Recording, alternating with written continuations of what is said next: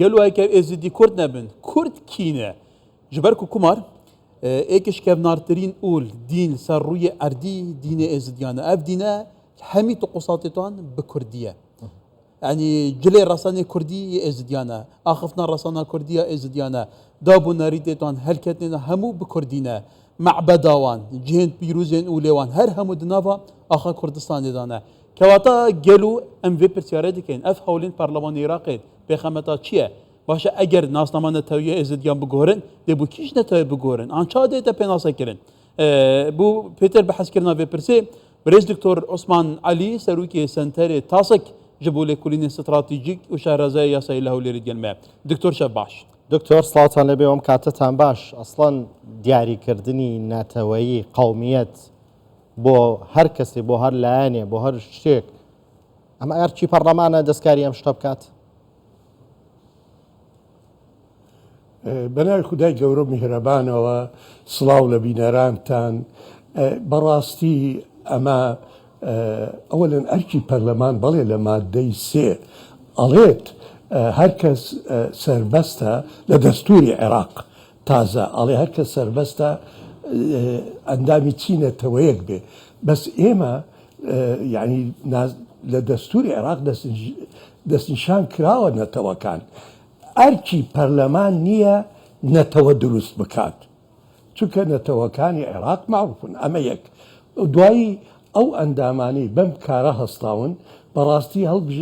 بەڵێ ئەندامی پەرلەمان و بەڵام لە بارودۆخێکی نایاساییدا لە ژێر فشاری با بڵێن چەند دام و دەستگایەک لە بەغدا و بە ئەجندەی ئەوانە جولێنەوە و وەزعی سنجار کە زۆربەی یەزیدی لەوەیە وەزعێکی سروشتی نییە ئەگەر بەهاتایە ئەم نوێنەرانە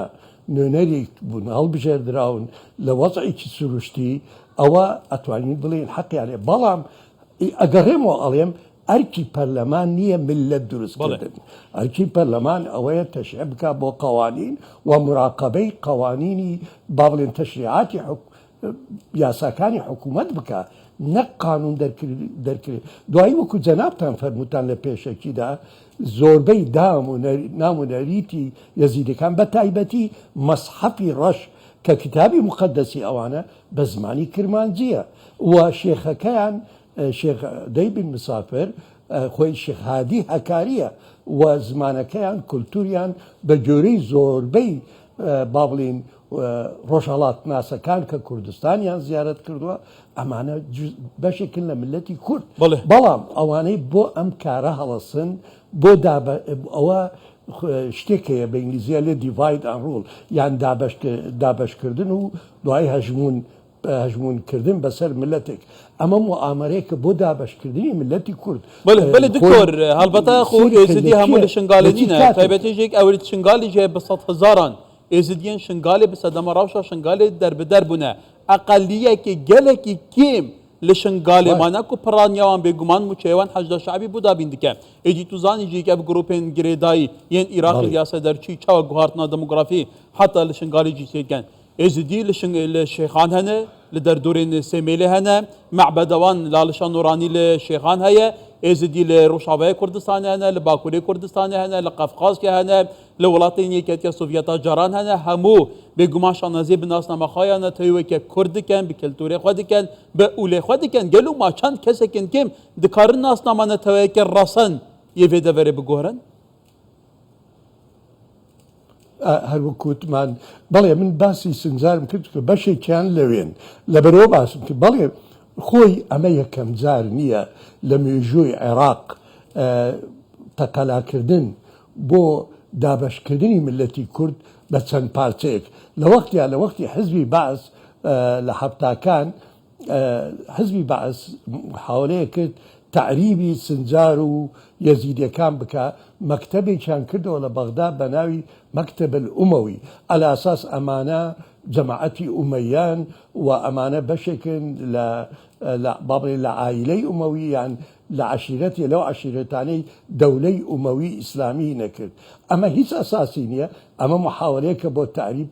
حکوومەتی عێراقی پێش ئەوەش حتا لە کاتی عەبدولسەلام عەبدوڕەحمان محاولەیان کردا هەورامیەکان لە کورد جیا بکەنەوە یان لە ئێران لە حکوومەتی ئێرانی محاوەلاکات لوڕەکان لە کورد جیا بکەنەوە ئەمە و لە تورکیا ئێستا لەم ڕۆژانە بەڵێن لە 30 ساڵی ڕابردوودا تەقەلا هەیە بۆ دابەشکردنی ملەتی کورد یەکێک لەوانە زازەکان دوور بکەن لە کورد بڵێن ئەمانەش ملەتێکی ترن یعنی ئەم محاولەیە یەکەم محاولە نیە حتا لە 1930 کە قانونی با بڵێن لوغات دەرەچوو لە هین لە عێراقا ئەیانەوت کورد ملت نییە یەزیدی زمانێکی تریەیە هەورامی زمانێکی تریەیە کوردی کرمانزی هەیە سۆرانیەیە کورد یەک ملت نییە حتا یەک زمانێ یعنی ئەمەوێ بڵێم ئەوانەی ئەمڕۆ ئەو 1970 هینایان دانەوە ئیمزایان داناوە ئەمانە بەڕاستی بەردەوامی سیاسەتی بەعسە بۆ دابەشکردنی ملەتی کورد و لە هەمان بەشێکە لەو تەقەلانەی کە ئێوێ قوارەی هەرێمی کوردستان گچکەتر بکاتەوە بە بڕینی ئەو منتقانی شێرخان و سنجار لە هەرێمی کوردستان ئەمە بەشێکە لەو محاولاتانە بەڵێ وەکو هاوکاری شمەکار لە سەرتا باسی کرد یان ئەگەرانەوێ بڵێن نەتەوەکە گۆڕینەکەن بەس چی بۆ چییە گۆڕنەی گۆڕن بۆ چ نەتەوەیەک چه ئامانجێکی گۆڕن و وەکوی تۆش باست کرد لە بەپێی دەستور خەڵک مافی خۆیەتی ئەگەر بڵێ من نەتەوەکەمە گۆڕم بەڵام ناکرێت پەرلەمان بێت بڵێ من نەتەوەی تۆ گۆڕم بەڵێ خۆی لە دەستورە ئەڵێ حەقی خەڵکە لە ناو عێراقدا لە مادەی سێ ئەڵێ بڵێ ئێ من ئایدی چی نەتەوەیشین بەس وەکو تۆزێ پێش ئێستا ئاماژەم پێی کرد ئەو نەتەوانەی لە عێراقن معروفن چێن نەک نەتەوە گۆڕین ئەمە بەڕاستی ئەمە دژی ڕۆحی دەستورە ئەو دەستورەی کە لە 2005 هات ئێمە ئەبێ ئەو دەستورە بوو کە ئێمە پێکەوە بژین مشارەکە بکەین شەراکە بکەین لە حکوم نەک هەڵبسین وەکو سیاسەتی حزبی بەعس ملت یعنی چێڵێن ئەلێن قومیەتی ئەزدی قومەتی ئەزدی چییە قومیەتێکی چییە لەسەر چی ئەساسێکەیە بەڵێ ئاینی یەزیدی هەیە بەڵام قومیەتەکە شتێکی ترە زۆر ملەتانەیە ئەگەر وابێ ئێستا ئێمە ئەبێت چی ئەو عەرەبانەی مەسیحین ئەبێ بڵێن ئەمانەش ملەتێکی ترن ئەمانە عەرەب نین ئەوەن یعنی ئەمە بەڕاستی هەر وەکوتم لە کاتێکا دێ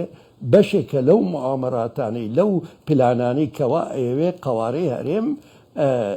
گچکە بکاتەوە ئەمەیە هەدەفەکە و دوایش بەڕاستی زەرمەندی یەکەم لەم کارەدا بەداخەوە برایەزیدیەکانمانە بن بله دکتۆر هەڵبەتە توزانی پرسێکەڤنە شوپیەکەوێ هەیە کوردی نێزیدی 74 جاران هاتینا نەفی عامکردن هاتنە قەتل و عامکردن هاتنە جینوسایدکردن هەر هەموو بارە پتر یاوان 74 جاران bi sedan salên derbasbî di demê fituhatên İslamê da ya herî dawiyê li ser demê Daeş bû li 2014 bi sedema netewîbûn û ûlawan hemû hatine qetilkirin bi hizaran kişî jinên êzidî weku cariye li bazaran hatine firotin ya serê wan hatî bi serî hiç netewêkirtin li vê dinyayê hatibe rihorî şaletî netman kewata heta niha jî êzidî ihtifazê bi netewebûna xwe zimanê xwe keltûrê xwe devera xwe dikin gelûban nav êzidya ve efiyeke de hêta qebûl kirin ev prosesa niha kevîte çarçovê referandumê da civata ruhanî vêyekê red dike mîrê êzidiyan red dike yani xۆyar وەکوتم ئێمە پێویستمان بەڕاستی ئەم پرسا ئەبێ یعنی ئەگەر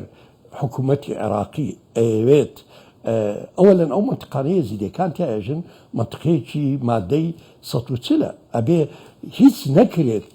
تاکو ئەو ئەوزاعە ئاساییە کرێتەوە یعنی ئەمە دژی هەر دەستورە دژی مادەی ١40 یعنی ئەمە کاتی ئەوە نییە کێشەی تربێنن خۆی نە حکوومەتی عێراقی نە پەرلەمانی عێراقی ئەو حەقەی نییە ئیشە بکات یعنی ئەمە بەڕاستی بەس من لێرەدا تێبینیەکمێ دەربارەی ئەوەی یەزیدەکان لەگەڵ ملەتی کورد ژیاون لە عسووری با بڵێن ئیسلامی و عوسمانیش بەعز جارێ ئەگەر حەمەلات کراوە بەسەر یەزیدی بەسەر ملەتی موسڵمانی کوردش کراوە ئەگەر بەهاتایە وەک بڵێ حملەیەکی منەظەم ببوایە بۆ لێدان لە ناسناوبەی یەزیدیەکان ئێستا یەزیدیەکان نامان لەبەرەوە وانە ملەتی کورد سونە فەرموو کە وەختێ داعش لە یەزیدیەکانیدا مسلمانەکانی کوردستان هەموو مزگەوتەکانیان کردەوە بۆ یارمەتیدانی ئەو یەزیدیانە ئەمانە خوشکوبرای ئێمەن ئەمانە پێکەوە ژێن و کێشەمانە بەڵام ئەوانەی کێشاکە بۆ کورد و یەزیدی ئەوانە لە دەروەی کوردستانن. بەڵێ پرس دکتۆر عوسمان عەلی سەرۆکی سەنتەرê tasek bû lêkolînên stratejî şarezeye yasayê li Hewlêrê gelê spas diktor. سپاس.